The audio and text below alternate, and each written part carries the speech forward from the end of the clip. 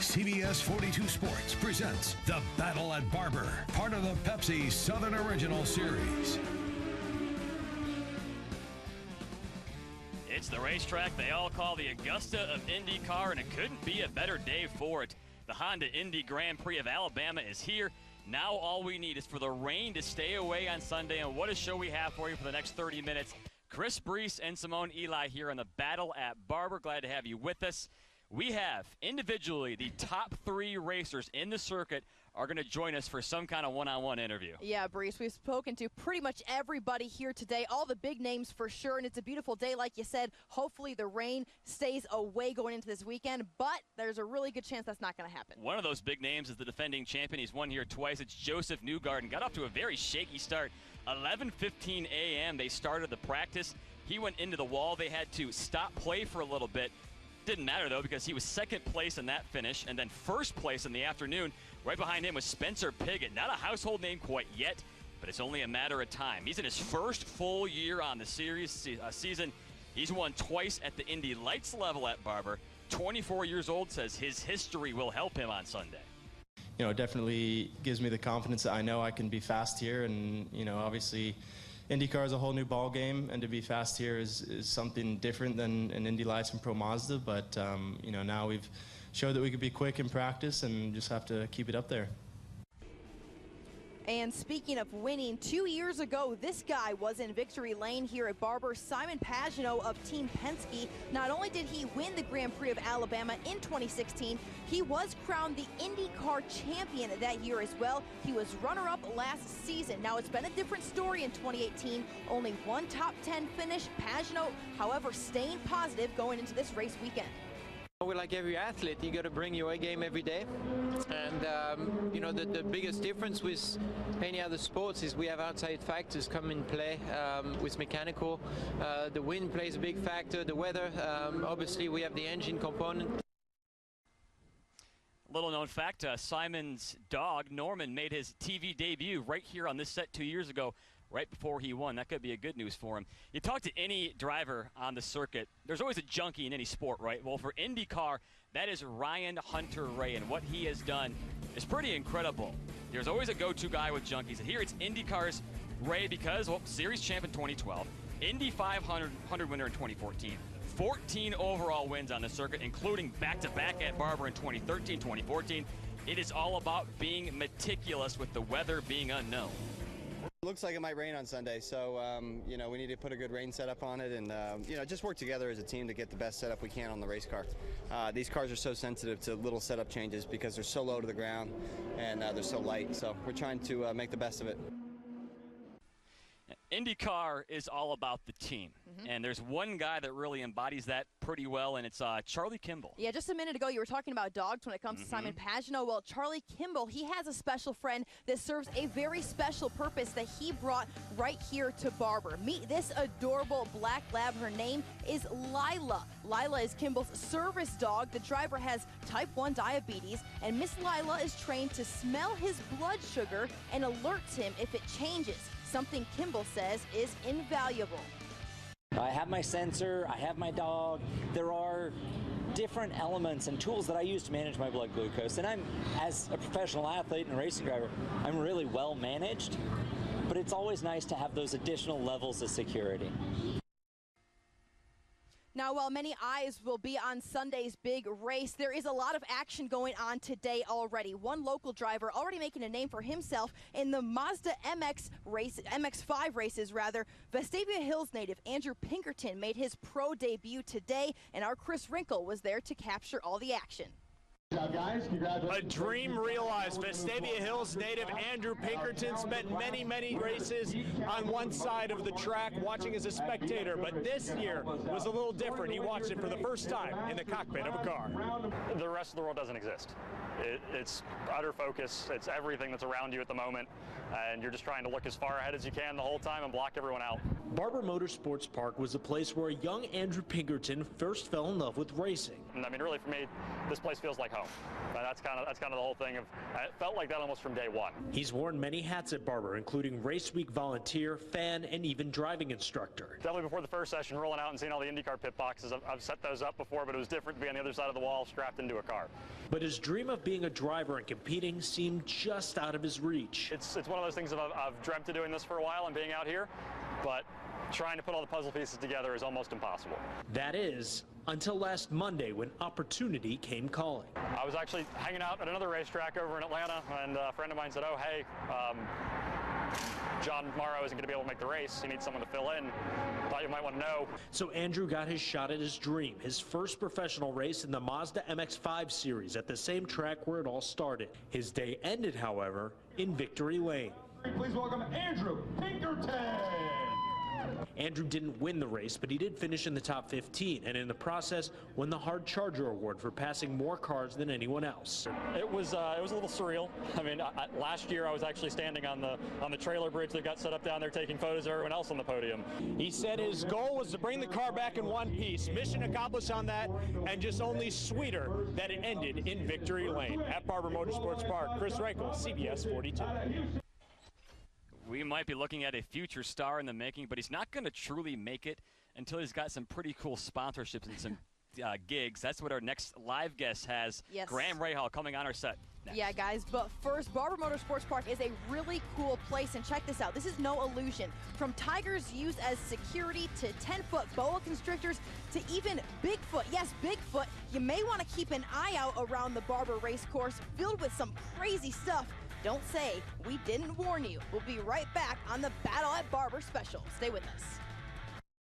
You're watching the Battle at Barber, part of the Pepsi Southern Original Series. As the first day at Barber settles down, we have the sun setting behind us, and no one better to talk to about this racetrack and the entire IndyCar circuit in general than Graham Rahal. So glad to have you with us on the air. We have a lot of things to talk about, not just on the track, you know, off the track, college football, big fan, Ohio State. But first thing I want to ask you is our crew saw you talking with Mr. Barber after the race this afternoon. And is it my understanding that he was asking you your opinion on what the track was like? Yeah, he was. And, I mean, first of all, Mr. Barber's an awesome guy. And, you know, to come here, see this beautiful place. I mean, legitimately, this is the most beautiful track that, you know, that we'll go to all year long. And he was just asking me how the track was. I guess they made some changes with the seams. And actually, right over our shoulder here, they ground part of the track in the off season as well, which helped us a lot because it was quite bumpy on that back straight, and he's fixed that. So I was just trying to, I mean, I want to talk to him about the museum, but he was asking me about work, you know. So he's gonna take you in there, right? I've been in, but we were here testing, and I went in and saw the expansion. The guy, he is the man everybody wishes they were. He's got all the toys. He's got it figured out. It's awesome. Graham, what do you like about this track? I mean, you've had a couple second-place finishes, some really exciting races here. What do you like about actually being on this track? Well, what I like about it is that it's a challenging place that typically rewards not necessarily just qualifying position, but how well that you can put it together on a Sunday. And frankly, you know, everywhere can reward that, but some places are harder to pass than others. And, you know, when you look at the layout of this track, often you think hard place to pass. But the truth is that the tire degradation, the new car this year, as we showed in the first time I finished second, 2015, you can pass here almost anywhere, you know, if you can keep the car underneath you. And so I enjoy that because, you know, I feel like I do my best work on Sunday, and I'm not necessarily the qualifying guy. And so, you know, I think that it rewards me a little bit. For those who know racing history, they know your family, your dad, Bobby, 3-time series champion, IndyCar, Indy 500 champion. As your career progresses, have you ever thought, oh, it was difficult to get out of my dad's shadow? Because you're clearly not in his shadow right now. Well, you know, I mean, we've had a lot of success the last few years. At the same time, obviously, I drive for my dad, so I'm never going to fully be outside of that.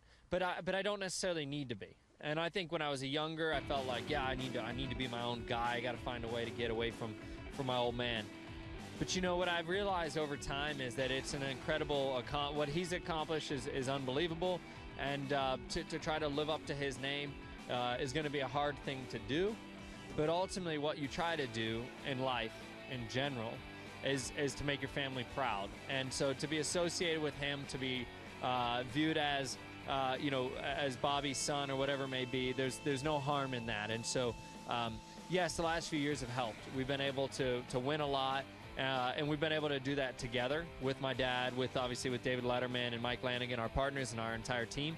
So I'm very proud of that, and I don't necessarily, if I was looking just to get out of his shadow, I wouldn't drive for him anymore. But I really enjoy the success that we've had together, and I think perhaps I enjoy that more, the victories more with him than I probably would with anybody else. I think it just means more. So you raced for your dad. You grew up in a racing family. Then you married into one. So your wife, Courtney Force, who is really well known, she's a drag racer. Her family's a racing family. What is that like? It's like nonstop. You just couldn't get away from it. Yeah, I can't at all. And that's life. And I never thought that's the path I would take. But it's we've been married for almost 3 years now, which is crazy because it's absolutely flown by. But yeah, I mean, racing is our life. And I don't know when that will change, but I can tell you it's probably going to be a long time. And so, we were talking about it the other day, and like ever since we were little kids, Courtney and I, it's just you go to the racetrack, you do a job, you live up to this expectation and all this sort of parts of life. And now, we have to do that together, and it's fun in ways, and obviously it's tiring in others. You know what? That's the real shadow to get out of right there, the wife. No, I don't even try. First of all, she's way prettier. And women, I think women in this sport always will have a leg up on the men. I mean, it's just a fact, that women. Same thing in TV. I don't know if you knew that. Yeah, exactly. women just, particularly her in the role that she's tall, she's blonde, she's beautiful. I mean, she stands out in a crowd, right? I don't really stand out in a crowd. I mean, I can walk around here in a T-shirt tomorrow and probably nobody'd even know. Well, Graham, thanks so much. Good luck this weekend. Thank Easy you. to get back out on the track and try to figure out what's going to happen with this weather on Sunday. It's an issue. How do they combat that? We're going to talk all about that coming up next on the Battle at Barber. Stay with us. We'll be right back.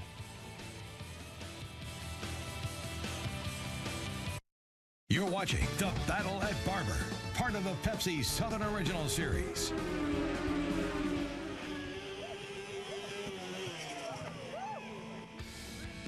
That is five-time Verizon IndyCar champion James Hinchcliffe doing a few laps at Alabama's SAE team car this week. The test drive was part of the Honda Steam Connections Tour, which allows kids to show them science, technology, and math. It all goes hand in hand in the racing industry. One name young racers and young fans may not know about, but they're going to hear a lot about, is the guy who's #1 in the standings. Alexander, do not call him James Rossi. There's no doubt about it. Rossi right now has found his groove. This is a guy who's had all top 5 finishes in all 3 of his starts this season, including a victory last week at Long Beach, which put Rossi up 22 points ahead of second place Joseph Newgarden. Rossi was in front 71 of 85 laps to take home his 3rd IndyCar Series victory. The driver says Barber, though, will bring a whole new set of challenges. It's a very fast, high-speed, high-commitment, flowing racetrack, which is a lot of fun for racing drivers. But it's very tricky to get it right. So, we haven't had the best overall performance there in the past. I mean, you say that we got 5th last year, which was a good result, but we haven't really been in contention to win there yet. All right, you've already heard so much about the rain. Tire strategy is going to be a huge factor come Sunday for that reason. Crews will have to rotate between their primary, alternate, and their wet tires. Engineers at Firestone are making that call, and that could be the difference on your crew of winning and losing. So if there is a lot of rain, the performance of the tires are really good, and then as it starts to dry, as it gets drier and drier on the racetrack, you have to make that call between switching between a rain tire with tread or going to a slick, dry tire. All right, guys, it's still ahead on our Battle at Barber special. One name you're going to hear a lot, Joseph Newgarden. Our Chris Drinkle sat down with the 2-time winner at Barber. He was the fastest at practice today. He's the reigning IndyCar Series champ. First ever career victory was right here at Barber, and we're going to hear from him next. And before we go, let's go inside an IndyCar race shop on wheels.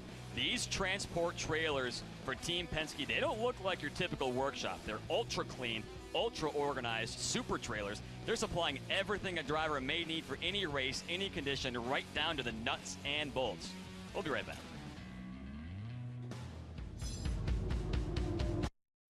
You're watching The Battle at Barber, part of the Pepsi Southern Original Series. How does IndyCar racing compared to SEC football? Don't ask me questions about this. I've already answered that question 3 times. Can we all get in line so we can ask the same question here? I know you would like to some kind of way extract something out of this bottle, all right? So you can ask the bottle, but don't ask me. Who's going to start at quarterback, Jalen or Tua? Appreciate your interest in the race. You know what, Joseph? We appreciate your interest in CBS 42 Sports. This is a definition of irony right here. The reigning champ at Barber going after it, having some fun with the reigning champ in college football. Yeah, Brees, the Nashville native is kind of considered a local celebrity here. He considers this his home track, and our Chris Wrinkle sat down with Joseph Newgarden. And while he's not the head coach of the national champions, but he is the king of IndyCar this year, Joseph Newgarden. First of all, I got to ask, how long did it take you to nail that Nick Saban impression? I pretty much winged it. You know, like they told me they wanted to do this video. I did my best. I don't know that I did that great of a job, but that was like one take. Well, there wasn't one take, but it was one attempt at trying to get the impersonation right. And I don't know that I did it justice. So. Well, I've been in the room for a couple of those rants. You nailed it. You did a pretty darn good job. They were happy enough. The guys filming it, they were like, that's Nick Saban. And I'm like, I don't know if it is, but we'll go with it. Barber has kind of been, I know we call it your home track because it's the closest track to where you grew up in Tennessee, but what is it about this place, you're a 2-time champion, that kind of makes it feel comfortable here? You know, to me, it's like the Augusta of motorsports. It's so pristine. I mean, the way they manicure the place is just immaculate. So, you know, it's a great place to go sit on the grass and watch an IndyCar race. They have these awesome, like, kind of hilltops where you can watch the racetrack, many different corners of the racetrack. It's kind of in a bowl, actually. So, you know, it's really a good family atmosphere, in my opinion. And like you said, it's the closest place to Nashville for me that we race IndyCar, so it's become almost my home race. You're one of the young guys on the circuit right now, and to win a championship so young, how has your life changed in the last year? You know, for me, it's not changed a lot. I mean, I'm a pretty low-key guy. I go home and basically go back to the race shop, work on the race cars, you know, spend a lot of time with the engineers. We're traveling a lot for our different sponsors and partners, and also testing that we do. So, you know, I just keep busy in the racing world, and you know, after winning a championship, to me, nothing's really changed. You're just going to try and go do it again. What is it going to take, and what is it going to mean for you to win a third Barber race? No one's done it 3 times. Yeah, I mean, you know, it's one of these tracks that's it's still young in its life of IndyCar racing. You know, being quick, getting a clean start's really important, and then managing your tires throughout the race is really critical. So there's actually a lot of overtaking that happens at Barber. It's fun for fans to watch that. But yeah, keeping our head right, we should be there at the end, and hopefully we can win. All right, well, he's a 2-time Barber champion. We know his Nick Saban impression is good. I want to see your Gus Malzahn impression for next year. Oh, man, I'll work on it. I promise. You'll work on it. All right, you got a whole year. Joseph Newgarden, thanks for joining us. Thank you. All right, Ringo, thanks so much. Now, when we return, a look inside of Barber Motor Sports Park, some of the world's most impressive facilities. We'll have that and more when we return to the Battle at Barber. I'm really proud of my football team. That's my Gus Malzahn. Gus Malzahn. You're watching The Battle at Barber, part of the Pepsi Southern Original Series. Well, Barber Motor Sports Park is so much more than just a racetrack. It is home to the world's largest motorcycle collection. It's very impressive. Take a look. More than 1,600 motorcycles are housed inside Barber's museum. The production has spanned over 100 years and also includes the world's most extensive collection of rare and celebrated cars. There's nowhere else in the world that they're going to see something like this. We see people walk in and the first thing they say is, wow. It's just fabulous. It's so much beauty. It's amazing how motorcycles and cars really are art. The museum is open extended hours this weekend from 8 a.m. to 6 o'clock. It's a must-see for anyone, Brees, and you know, not just race fans. It's unbelievable. The place is impeccable, and of course, the motorcycles are really impressive. The most ridiculous stat of the day, every single one of those pieces of equipment is wiped down for no dust every morning. Imagine all of that. Thanks for joining us on our Battle at Barber special. We will be back here Sunday live for the race to see who wins the Honda Indy Grand Prix of Alabama. We'll see you then, everybody. Have a good night.